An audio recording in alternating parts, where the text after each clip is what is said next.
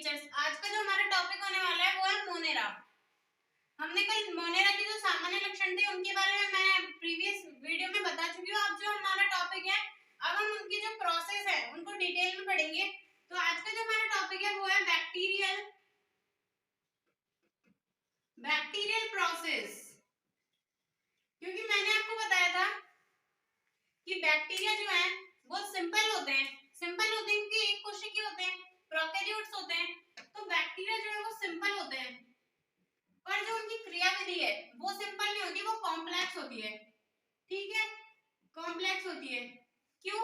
क्योंकि उनके पास सिर्फ एक सेल है, उसी एक सेल के अंदर उन्हें रिप्रोडक्शन मतलब जेनेटिक मटेरियल, उसमें जो सेक्सुअल रिप्रोडक्शन है ए सेक्सुअल होगा वो सारा उसी सेल में होगा, रेस्पिरेशन उसमें होगा, फोटोसिंथेसिस होगा तो वो उसमें होगा, न्यूट्रिशन जो होगा वो भी उसके अंदर होगा। तो आज हम देखेंगे बैक्टीरियल प्रोसेसेस, 3 पढ़ेंगे। फर्स्ट नंबर पे हम देखते हैं, सबसे पहले क्या जरूरी है? श्वसन जरूरी है, क्योंकि रेस्पिरेशन, क्योंकि बैक्टीरिया जो है वो एक जीवित सेल है। पता है आप लोगों को, बैक्टीरिया जो है वो एक जीवित सेल है। इसका मतलब कि उसे रेस्पिरेशन की जरूरत पड़ेगी, उसके अंदर एटीपी फॉर्म होगी। लेकिन क्या जरूरी है कि बैक्टीरिया जो है वो सिर्फ ऑक्सीजनिक रेस्पिरेशन करते हैं या फिर एनऑक्सीजनिक भी करते हैं? तो बैक्टीरिया जो है बोथ ऑक्सीजनिक भी होते हैं और नॉन ऑक्सीजनिक भी होते हैं। रेस्पिरेशन की जरूरत क्यों है? एटीपी चाहिए, ऊर्जा चाहिए, जीवित सेल है क्योंकि उसको अपने जेनेटिक मटेरियल को रेप्लिकेट करना है, एनर्जी चाहिए, यदि वो उसके अंदर ही रहेगा तो रेस्पिरेशन की जरूरत पड़ी। ठीक है, बैक्टीरिया के अंदर जो रेस्पिरेशन होता है वो होता है हमारा 2 तरह से।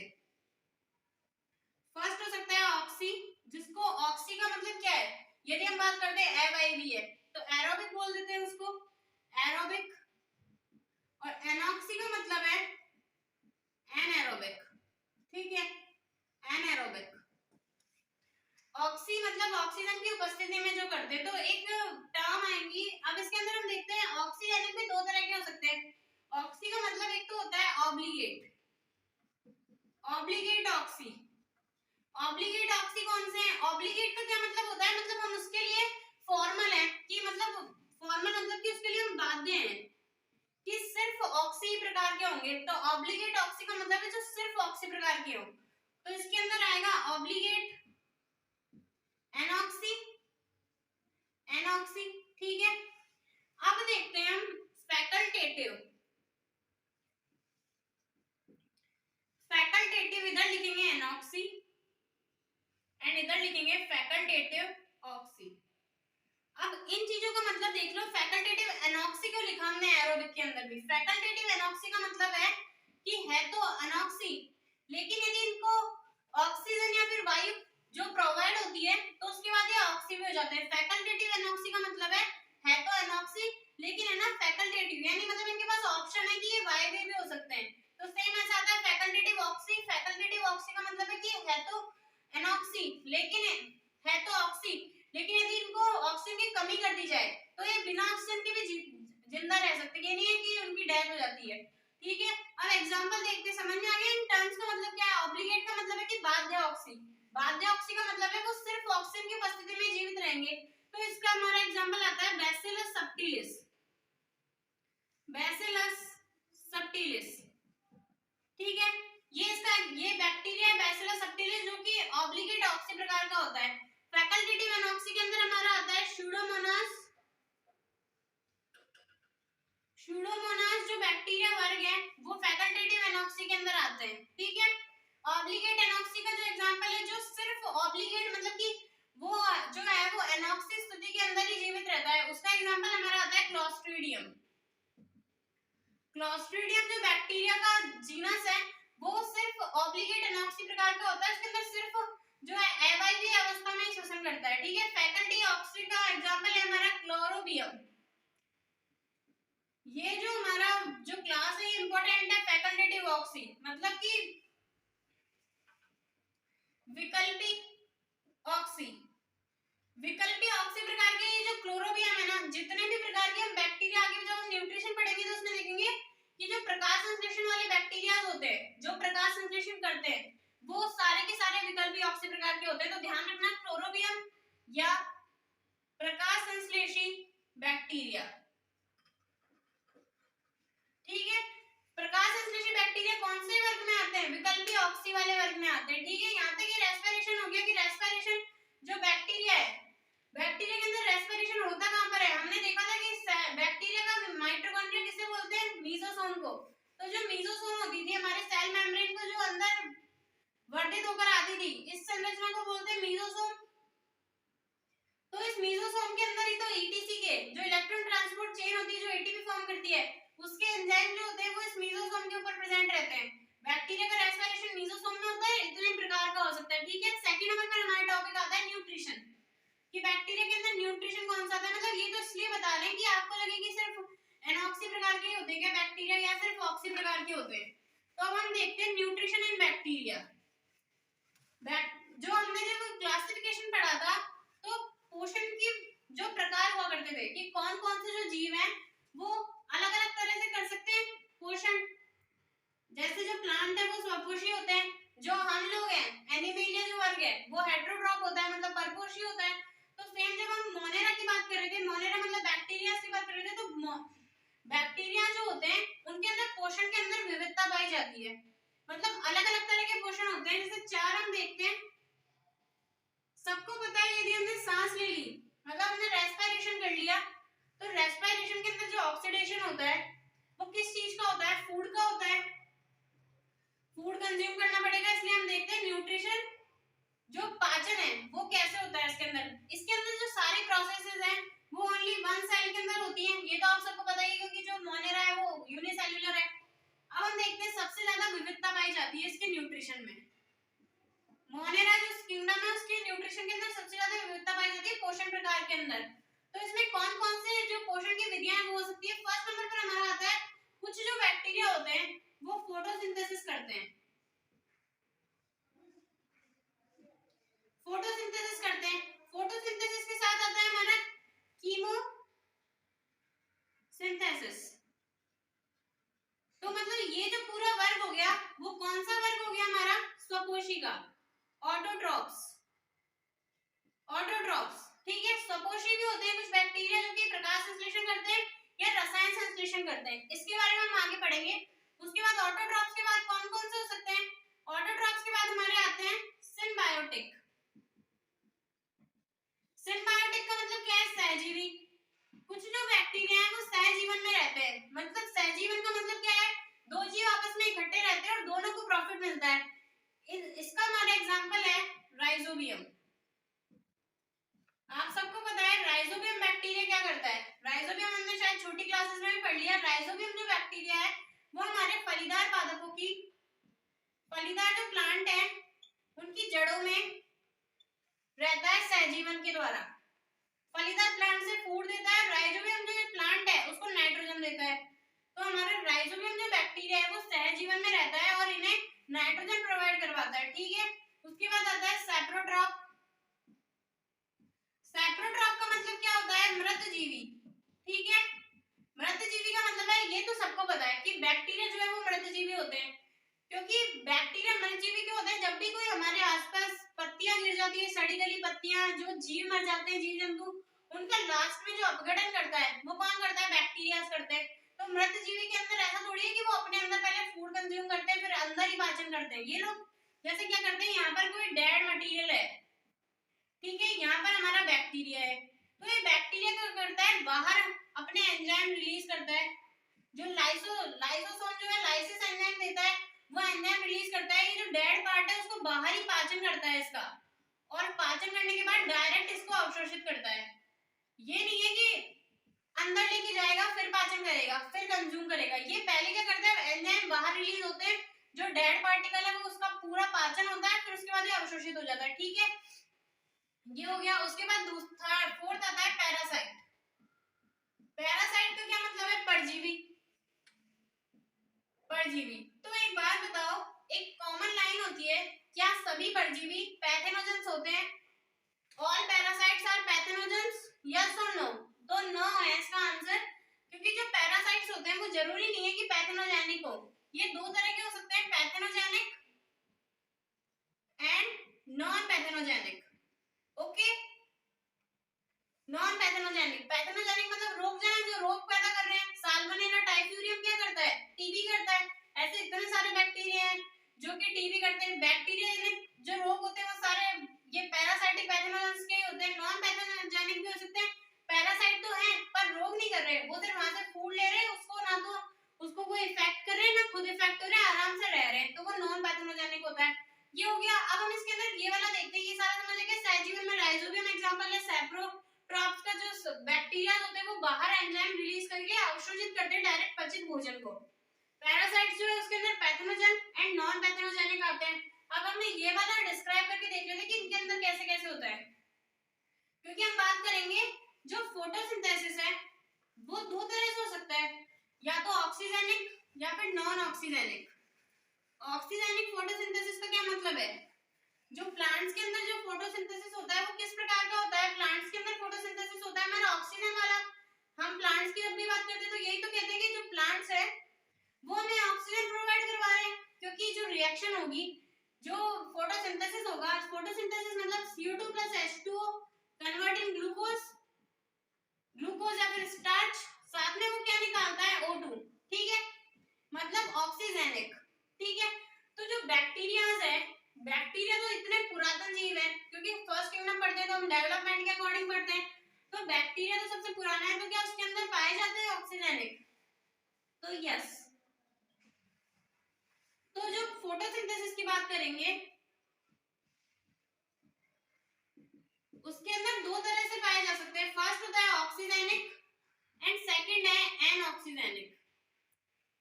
लेकिन हम ये देखेंगे कि जो बैक्टीरिया है उसमें मैक्सिमम जो है वो एनऑक्सीजेनिक होते हैं और बहुत कम सिर्फ एक वर्ग है जिसे बोलते हैं बीजी, आप सबने पढ़ा होगा, ब्लू ग्रीन एल्गी।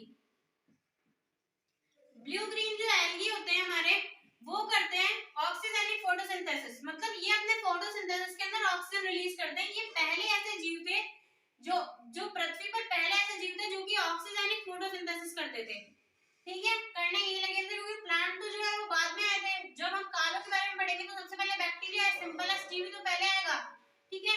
तो बीजी जो थे, ब्लू ग्रीन एल्गी, नील और शैवाल जो थे वो सबसे पहले जीव थे जो ऑक्सीजेनिक फोटोसिंथेसिस करते थे। एनऑक्सीजेनिक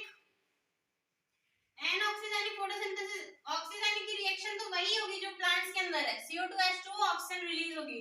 एनऑक्सीजेनिक की रिएक्शन क्या होगी, CO2 तो ऑब्वियसली कंज्यूम होगा, फोटोसिंथेसिस का मतलब कि लाइट फ्लो रही होगी, जो एनर्जी है फोटोन से ही तो मिल रही होगी। CO2 + H2S convert in C6H12O6, क्योंकि जो हम ग्लूकोज का ऑक्सीजन होता है वो किससे आता है, यदि हम फोटोसिंथेसिस रिएक्शन की बात करते हैं तो ये वाला जो ऑक्सीजन है वो हमें CO2 से प्राप्त होता है, और जब उसके अंदर जो ऑक्सीजन निकल रहा था वो ऑक्सीजन क्या था, जल का ऑक्सीजन था, तो यहाँ पर हमारे निकलेगा सल्फर, ठीक है। तो सल्फर निकल रहा है, ऑक्सीजन तो निकल ही नहीं रही, तो ये कैसा रिएक्शन हो गई, एनऑक्सीजेनिक। यहाँ तक हो गया क्लियर। उसके बाद हम देखते हैं कि फोटोसिंथेसिस हो रहा है, फोटोसिंथेसिस हो रहा है तो उसके अंदर वर्णक होंगे, क्योंकि जब प्लांट्स की बात करते हैं तो हमारे प्लांट्स के अंदर क्या कौन से वर्णक प्रेजेंट रहते हैं, हमारे अंदर प्रेजेंट रहते हैं क्लोरोफिल, तो इनके अंदर क्या प्रेजेंट रहता है, इनके अंदर जो वर्णक प्रेजेंट रहते हैं उन्हें बोलते हैं बैक्टीरियोक्लोरोफिल, बैक्टीरियोक्लोरोफिल, ठीक है, बैक्टीरियोक्लोरोफिल बोलते हैं इन्हें। बैक्टीरियोक्लोरोफिल के अंदर दो वर्णक आते हैं, जैसे हमारे वहां पर chlorophyll A, chlorophyll B, chlorophyll C, xanthophyll, carotenoid होते थे, वैसे यहाँ पर बैक्टीरियो के अंदर आते हैं बैक्टीरियोविरिडीन, बैक्टीरियोविरिडीन एंड आता है बैक्टीरियोपर्प्यूरिन, बैक्टीरियोपर्प्यूरिन। अब ये इनके जो नेम है वो इनके नाम के अकॉर्डिंग दिए गए हैं। यहाँ पर पर्प्यूरिन में पी आ रहा है तो इसको बोलेंगे पर्पल, पर्प्यूरिन जो है वो पर्पल कलर के होते हैं, बैक्टीरियोविरिडीन जो है वो ग्रीन कलर के होते हैं। यहाँ तक क्लियर है। बैक्टीरिया के अंदर वर्णकों का पता चल गया, क्योंकि फोटोसिंथेसिस हो रहा है तो वर्णक का पता रहेगा। तो क्या बैक्टीरिया के अंदर क्लोरोप्लास्ट प्रेजेंट रहता है, ऑब्वियसली नहीं रहता, क्योंकि वो झिल्लीबद्ध जो कोशिकाएं हैं। तो ये सारी चीजें प्रेजेंट कर रहती है, ये सारी चीजें भी सेम, जो हमारा सेल मेम्ब्रेन है वो अतिवृद्धि करके एक संरचना बनाता है जिसे बोलते हैं क्रोमेटोफोर, क्रोमेटोफोर। इस क्रोमेटोफोर के ऊपर वर्णक प्रेजेंट रहते हैं जो कि फोटोसिंथेसिस करते हैं, ठीक है। यहाँ तक क्लियर है, ये वर्णक हो गए, ये रिएक्शन हो गई। उसके बाद फोटोसिंथेसिस दो डिवाइड कर सकते हैं, फर्स्ट आता है ऑर्गेनो एंड लिथो। इसका मतलब है कि हम जो फोटोसिंथेसिस के अंदर क्या होता है, अपचयन होता है, ऑक्सीकरण होता है, तो फोटोसिंथेसिस जो है उसको दो भागों में डिवाइड करते हैं। बैक्टीरिया की बात चल रही है, फर्स्ट आता है हमारा ऑर्गेनो सेकंड आता है लिथो। अब आप बताओ कि ऑर्गेनो का मतलब क्या है? कार्बनिक। लिथो का मतलब क्या होता है? अकार्बनिक। ठीक है, ऑर्गेनो का मतलब है कि ये जो सबस्ट्रेट यूज ले रहे हैं, जब क्योंकि इसके अंदर फोटोसिंथेसिस है, फोटोसिंथेसिस का मतलब है H+ इलेक्ट्रॉन यूज, इन्हें कोई तो प्रोवाइड करेगा H+ और इलेक्ट्रॉन्स, तो ऑर्गेनो के अंदर H+ और इलेक्ट्रॉन प्रोवाइड करते हैं अमीनो एसिड्स, लिपिड, अल्कोहल। ठीक है, तो ये तीनों क्या है? ऑर्गेनिक, सब ऑर्गेनिक पदार्थ हैं, तो ऑर्गेनिक को बोलते हैं ऑर्गेनिक फोटोसिंथेसिस। मतलब जिसका जो अभिकारक है, जिस सबस्ट्रेट पे वर्क हो रहा है, जो हमें इलेक्ट्रॉन और H+ प्रोवाइड करवा रहे हैं, वो जो चीजें हैं वो कार्बनिक है। और लिथो का मतलब है अकार्बनिक, मतलब H+ और इलेक्ट्रॉन जो हमें प्राप्त हो रहे हैं वो हमें हो रहे हैं H2S, H2O, इनसे प्राप्त हो रहे हैं। तो ये कैसे है? ऑब्वियसली इनऑर्गेनिक है। तो इस हिसाब से दो भागों में डिवाइड करा जा सकता है कि ऑर्गेनिक या फिर लिथो। ठीक है, उसके बाद हम देखते हैं कि जो फोटोसिंथेसिस है, तो ऑर्गेनो के अंदर भी दो आ सकते हैं, या तो वो पर्पल होंगे या वो ग्रीन होंगे। तो अब आप बताओ, पर्पल होंगे तो उनके अंदर वर्णक कौन सा होगा? बैक्टीरियोपर्क्यूरिन। और ग्रीन है, इसका मतलब वर्णक कौन सा होगा? बैक्टीरियोविरिडिन। सेम ऐसे ये भी पर्पल हो सकते हैं और ये भी ग्रीन हो सकते हैं। तो जो ग्रीन सल्फर है, क्योंकि इनके अंदर H2S है तो इन्हें सल्फर बैक्टीरिया भी बोल सकते हैं। तो ग्रीन सल्फर के एग्जांपल होते हैं हमारे क्लोरोबियम। और पर्पल का होता है थायोस्पाइरुलम।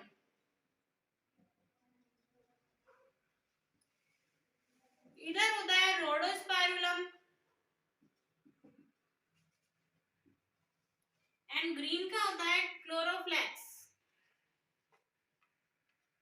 देखो, यदि हम ग्रीन की बात करते हैं तो ऑब्वियसली क्लोरो वर्ड हमारे दिमाग में आता है। यदि हम फोटोसिंथेसिस की बात करते हैं, हम बात करते हैं पत्तियां हरी क्यों होती है, तो सीधे हमारे आता है क्लोरोफिल के प्रेजेंट में। तो यदि हम ग्रीन बैक्टीरियाज की बात करें, ग्रीन लिथोबैक्टीरियाज की, तो हमारे क्लोरो। यदि हम ग्रीन की बात करते हैं, हमारे दिमाग में आना चाहिए क्लोरो। तो क्लोरो, ग्रीन का मतलब क्लोरो।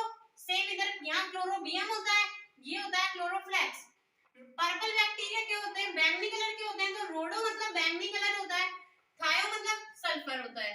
ठीक है, इनको ऐसे याद किया जा सकता है, ऑर्गेनो एंड लिथो। यहां तक क्लियर है? अब उसके बाद फोटोसिंथेसिस कंप्लीट हो गया कि फोटोसिंथेसिस कैसे हो सकता है, कौन से जो हमारे वर्णक काम आते हैं। अब हम देखते हैं कीमोसिंथेसिस कि रसायन संश्लेषण क्या होता है। ये हम न्यूट्रिशन की बात कर रहे हैं, हमने इतना सारा न्यूट्रिशन में पढ़ लिया, इसीलिए बोलते हैं कि मोनेरा के अंदर जो है वो पोषण के अंदर विविधता पाई जाती है, बहुत सारी तरह की। ठीक है, अब हम देखते हैं कीमो। कीमो का मतलब है रसायन संश्लेषी। रसायन संश्लेषी, रसायन संश्लेषी का मतलब है कि ये जो है वो केमिकल से एनर्जी कंज्यूम कर रहे हैं, ना कि फोटोसिंथेसिस नहीं कर रहे। ठीक है, तो ये कौन कौन से हो सकते हैं? ये हो सकते हैं हमारे आयरन बैक्टीरिया।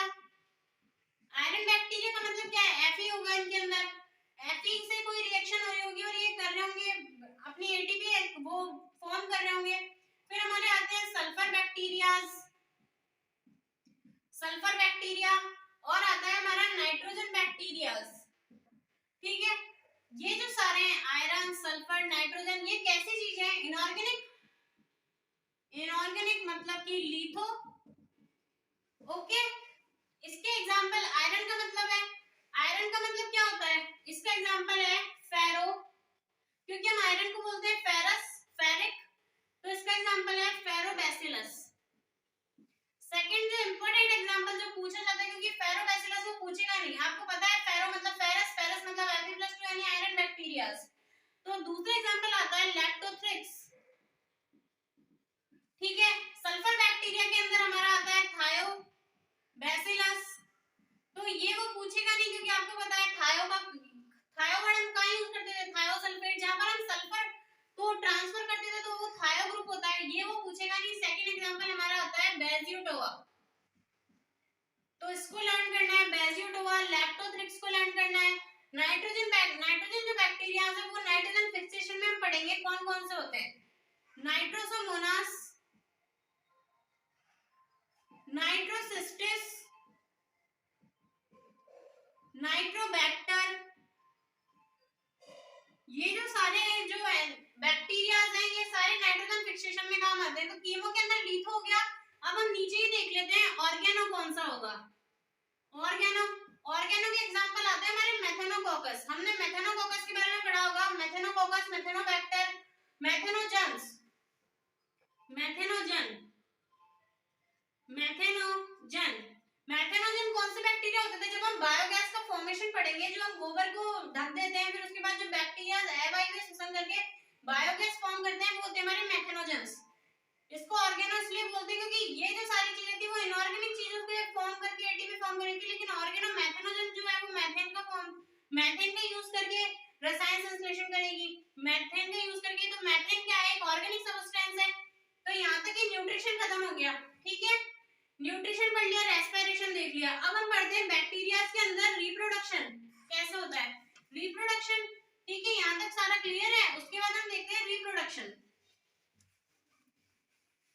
रिप्रोडक्शन जो है हमने पढ़ा था कि क्या, अब एक सवाल है, क्या बैक्टीरिया के अंदर अर्धसूत्री विभाजन होता है? क्योंकि हम यदि रियल फर्टिलाइजेशन की बात करते हैं तो उसके अंदर तो क्रॉसिंग ओवर होता है, और साथ ही साथ में क्या होता है? माइटोटिक डिवीजन होता है, मियोसिस होता है। लेकिन जो बैक्टीरियाज है उनके अंदर हमने देखा था, बैक्टीरियाज के अंदर ना तो समसूत्री विभाजन होता है ना अर्धसूत्री विभाजन होता है। बैक्टीरिया के अंदर क्या होता है?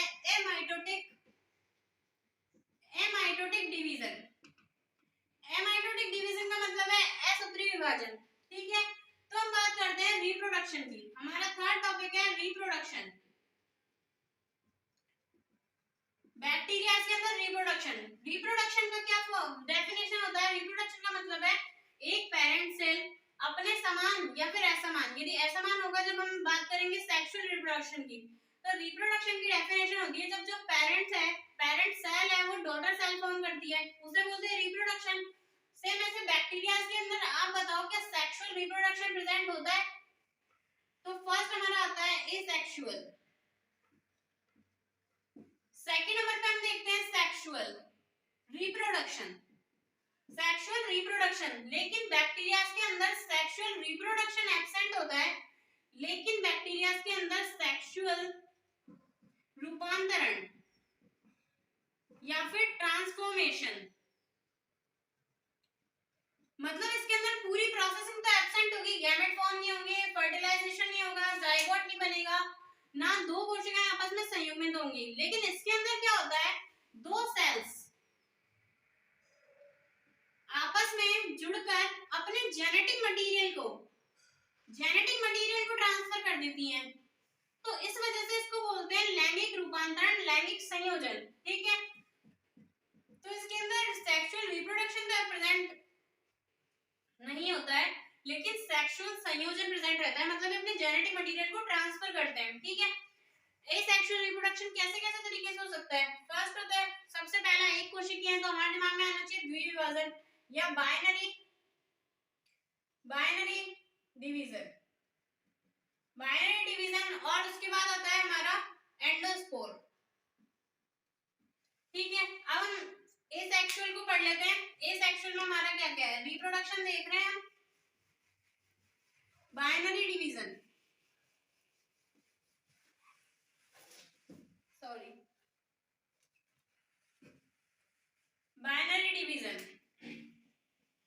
तो फिर हम देखते हैं एसेक्सुअल, जिसके अंदर हम देख रहे हैं बाइनरी डिवीजन यानी द्विविभाजन को हम यहाँ डायग्रामेटिक देखते हैं कि डायग्रामेटिक में क्या होगा।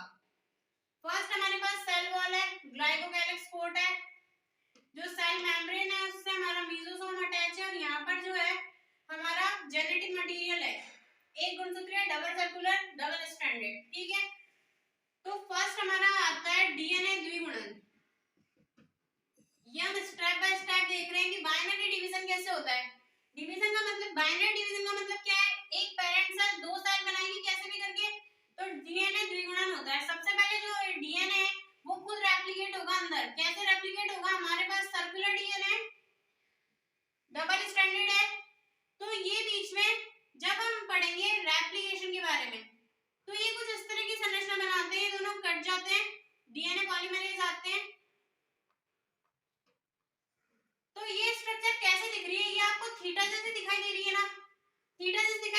यहाँ पर तो डीएनए पॉलीमरेज जाकर एक अलग अलग चेन बनाना फॉर्म कर देंगे अर्ध संरक्षीय विधि के द्वारा। तो डीएनए द्विगुणन जो होता है वो क्रेन का थीटा मॉडल क्रेन ने दिया था, और थीटा जैसी स्ट्रक्चर बनती है द्विगुणन के टाइम पर, इसलिए बोलते हैं इसे क्रेन का थीटा मॉडल। ठीक है, फिर इसके बाद जो है हमारे पास कैसी स्ट्रक्चर हो गई, हमारे पास दो डीएनए बन गए, रेप्लिकेशन हो गया। सेकंड नंबर पर आता है जो ये डीएनए है वो मीजोसोम से अटैच हो जाता है, मीजोसोम से अटैच हो गया, उसके बाद जो है सेकंड प्रोसेस वो होता है मीजोसोम का विभाजन। मीजोसोम का विभाजन होता है, मीजोसोम के विभाजन के टाइम पर ये कोशिका जो है, क्योंकि डिवीजन हो रहा है, यदि विभाजन होता है कोशिका के अंदर तो कोशिका का द्रव्य, कोशिका का भार जो है वो बढ़ता है, ये तो आपको पता ही है।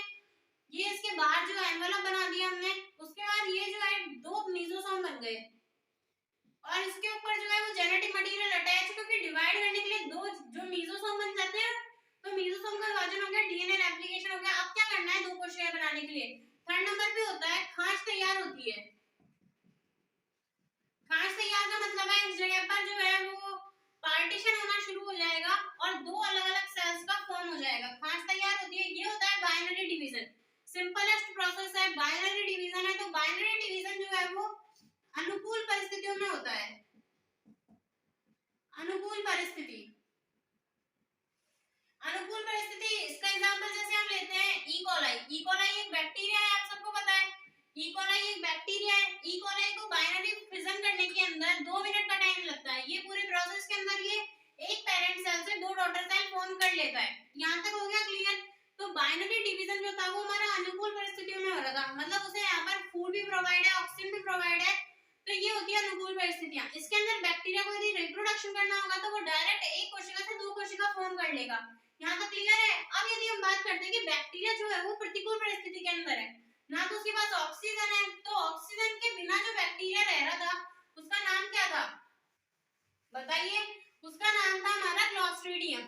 ठीक है, उसका नाम था क्लॉस्ट्रीडियम। जो बैक्टीरिया है वो बिना ऑक्सीजन के रह लेता है। तो अब हम बात करते हैं बाइनरी जो डिवीजन है वो हो रहा था अनुकूल परिस्थितियों के अंदर। अब हम बात करते हैं प्रतिकूल परिस्थितियों की। प्रतिकूल परिस्थिति,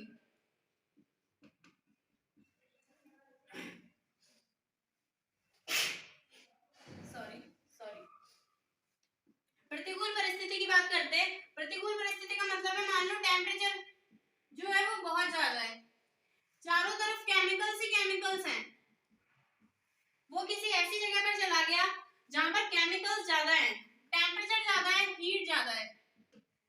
ठीक है, यहाँ तक क्लियर है। तो ये प्रतिकूल परिस्थितियां हैं, फूड नहीं है उसके पास, तो इसके लिए बैक्टीरिया जो है, हमारा जो बैक्टीरिया है वो एक स्ट्रक्चर बनाता है जिसको बोलते हैं अंतःबीजाणु या फिर बोलते हैं एंडोस्पोर। अब आप बताओ कि प्रतिकूल परिस्थिति के अंदर है, बीजाणु ने जो बैक्टीरिया है उसने अंतःबीजाणु बनाया है। बीजाणु कैसे होते हैं हमारे गोल। अब हम एंडोस्पोर की स्ट्रक्चर देख लेते हैं। एंडोस्पोर की स्ट्रक्चर, तो सबसे बाहर जो मैंने बनाया इसको बोलूंगी मैं एक्सोस्पोर। एक्सोस्पोर नाम से पता चल गया, एक्सो मतलब बाहर की चीज है। ये जो बना होता है हमारा लिपोप्रोटीन एंड ग्लाइकोप्रोटीन का बना होता है। एंडोस्पोर है, प्रतिकूल परिस्थितियों में है, तो इसका मतलब ये कवरिंग पे कवरिंग करेगा अपने ऊपर। ठीक है, लिपोप्रोटीन एंड ग्लाइकोप्रोटीन का एक्सोस्पोर बना रहता है। सेकंड नंबर पर जो हमारी लेयरिंग आती है वो होती है spore coat. Spore coat, spore coat का मतलब है स्पोर को कवर करने रख रही है। स्पोर मतलब एज प्रेजेंट है, तो लर्न करने के लिए हम बोलेंगे स्पोर कोट के अंदर हमारे होते हैं disulphide bond. Disulphide bond present रहते हैं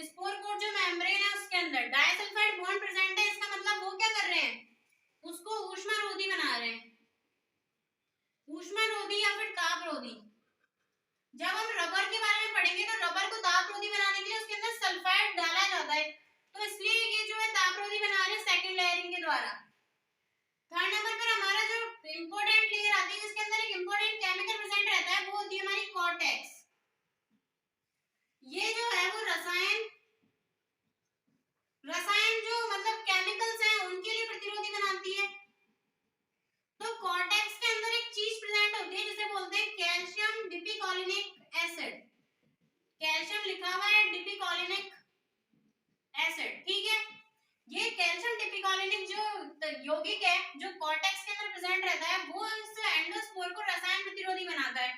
यहाँ तक ठीक है। फिर उसके बाद हमारी सेल मेम्ब्रेन आ जाती है, फिर हमारी सेल वॉल आ जाती है, सेल मेम्ब्रेन आ जाती है, और मेम्ब्रेन के अंदर हमारा जो है वो कोशिका द्रव्य सेल प्लाज्म जो कौन से फेज में रहता है, प्रसुप्त में रहता है। यदि ये ज्यादा एक्टिव होगा तो उसके पास फूड नहीं होगा। तो एंडोस्पोर जो है ऐसी स्ट्रक्चर होती है उसके ऊपर इतने सारी लेयरिंग पाई जाती है और बीच में जो है वो कोशिका द्रव्य प्रेजेंट रहता है। यहाँ तक क्लियर है। एंडोस्पोर को मेलाकाइट ग्रीन, ये एक नोट है याद रखना फॉर नॉलेज ओनली, कि एंडोस्पोर को एक रंजक आता है, इसे बोलते हैं मेलाकाइट ग्रीन। मेलाकाइट ग्रीन एक अभिरंजक है जो एंडोस्पोर को कलर करता है। यहाँ तक आपका प्रतिकूल और अनुकूल परिस्थितियों में बैक्टीरिया का जन्म कंप्लीट हो गया।